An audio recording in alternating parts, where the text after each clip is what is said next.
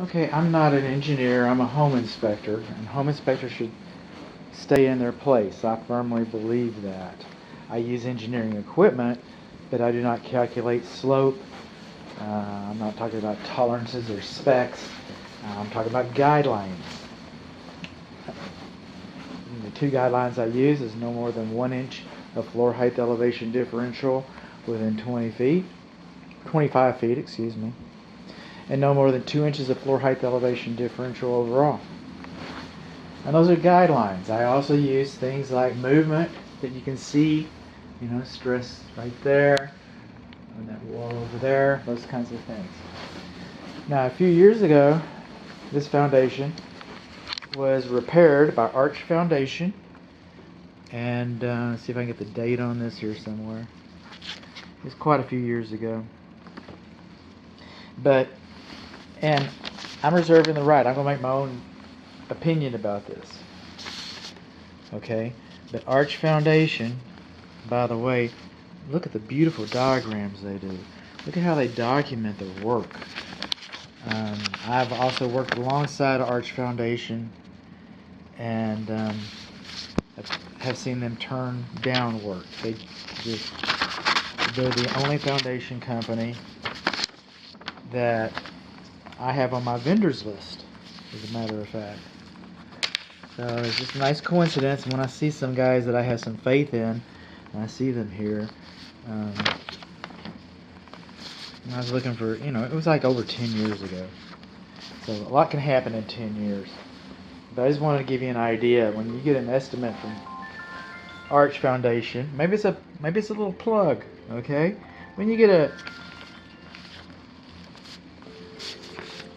bid from Arch Foundation, this is the kind of documentation that they supply you.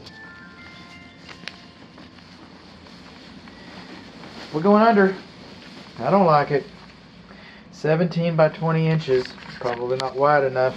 But let's see if this little fat man can get in there. Baby steps, bud. Coming along. There's a lot of white rock and chalk in this neighborhood.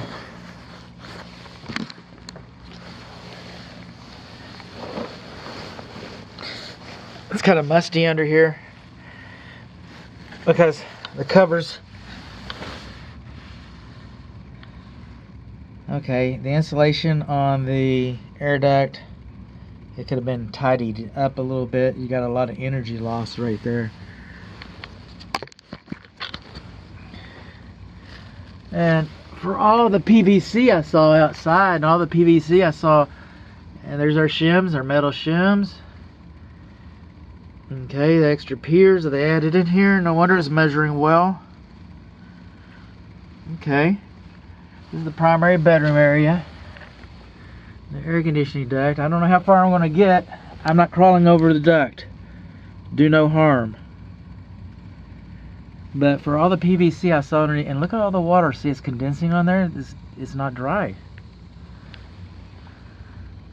I'm not crawling over that duct. Somebody else has crawled over it. Somebody else has damaged it. No, it's already damaged, bud. I'm not going to damage it anymore.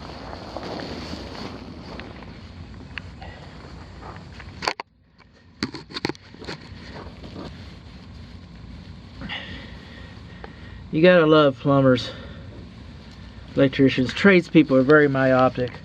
They don't see any structural problems. I mean, they just, we need to put a pipe here. We'll just cut this whole girder loose. Look at that. Let me see if I can. Just cut the whole girder out. Isn't that crazy? There and there too. In two different places. Oh my God. And that's on the stress side of this girder.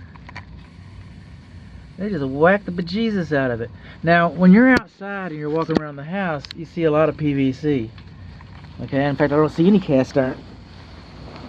On the roof, I was seeing PVC. In the closet, I was seeing PVC vent pipes. There's some PVC drain right there.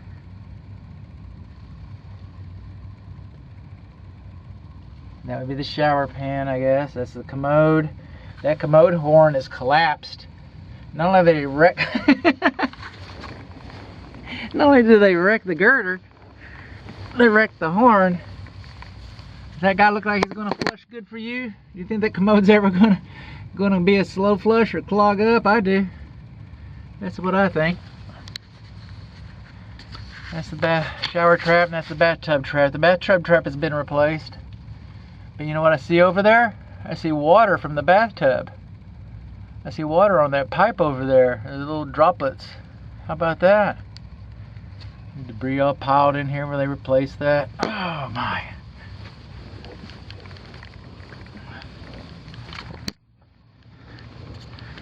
Yeah, I can't get under there, man. This is a 6-inch flashlight. Maybe. Not even that. Okay? No, I'd like to do that for you. That goes up to, that's under the front bedroom.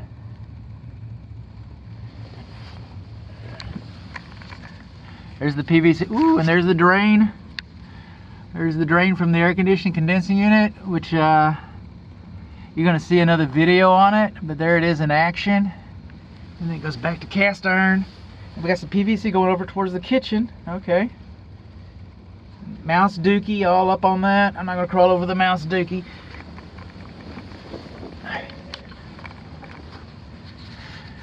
And then we got some flexible duct over there. They've added some duct. They got cloth tape on the duct over there. I can see that. That's not good. The foundation looks pretty good though. Okay, we got a nice concrete pad for the fireplace. That's good. That's good. We'll talk about that in a little bit. That's good. So yeah, we're losing some energy here. All that horsehair.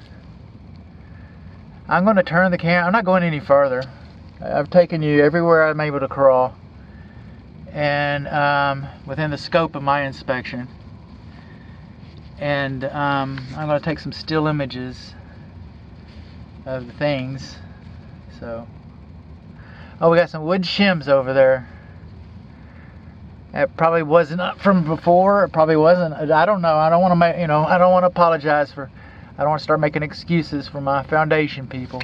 But whether they did it or it was done before them, but we should not have wood shims on top of the. And there's some debate about that. How far can they compress different parts of the area? Whether the wood shims are made out of? But no, you're not supposed to have wood shims.